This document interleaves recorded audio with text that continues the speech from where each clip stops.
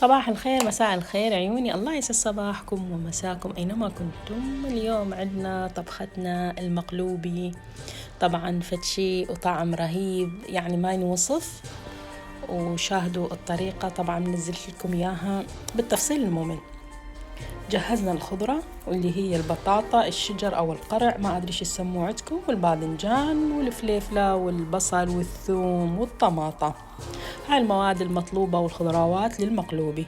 قطعنا الباذنجان بهذا الشكل، خلينا فوقه الملح حتى ينزل من عند الماء المر. وقطعنا طبعا الخضروات كلها تقطيع متساوي وحسب ما انتم طبعا ترغبون.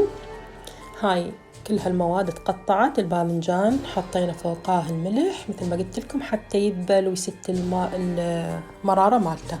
خليت اللحم ينسلق هنا حتى تستوي اللحمة. خليت الزيت على النار، طبعا حمى الزيت. خليت البطاطا نبدأ نقلي بالخضروات كلياتها مثل ما تلاحظون، وخليها يصير لونها ذهبي ونرفعها. طبعا قليت البطاطا والشجر وأخير شي الباذنجان. جهزت عندي جميع المواد وقليتها بهذا الشكل. وآخر شي طبعا نقلي البصل. جهزنا هنا عندنا الجدرية أو الطنجرة وخليت بيها معلقة سمنة كبيرة، ونقلي اللحم داخل السمنة حتى طعمها يصير أكثر نغامية ويا السمنة. طبعا كيفكم انتم بتحبوا اللحم، غنم، لحم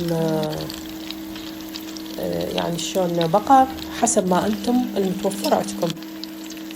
بعد ان قليت اللحم خليت هنا عندنا الطماطة والخضروات والثوم، وراح نصفط طبعا جميع الخضرة.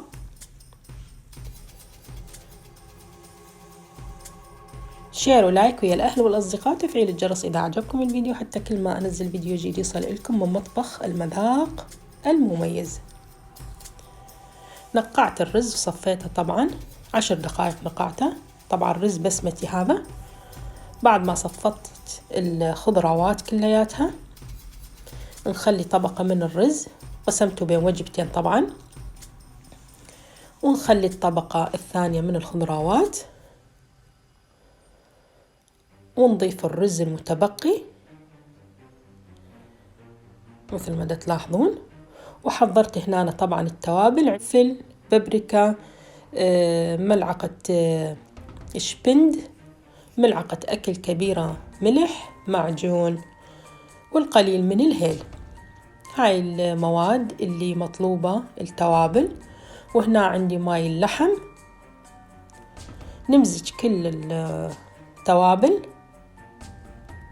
حتى نخليها فوق المقلوبة، والرز يكون ممزوجة، مو مكان تصير بيها توابل ومكان ما تصير، لأنه ما راح نقدر نقلبها. فقط نخليها تغلي وننتظرها هي تتهدى ويستوي الرز. طبعا تستغرق نصف ساعة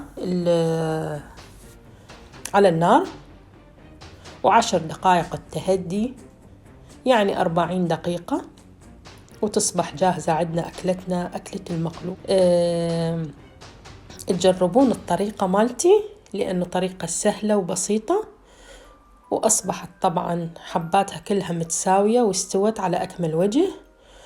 وعلينا وعليكم بالعافية نقدمها، وشوفوا النكهة ولو أنتم مو وياي، ولكن ريحتها فتشي واو. صحة وهنا علينا وعليكم، وسهمكم بالعافية، وتحياتي لكم أينما كنتم من مطبخ المذاق المميز. لاحظوا اللحمة مالتها جدا مستوية. تحياتي لكم أينما كنتم.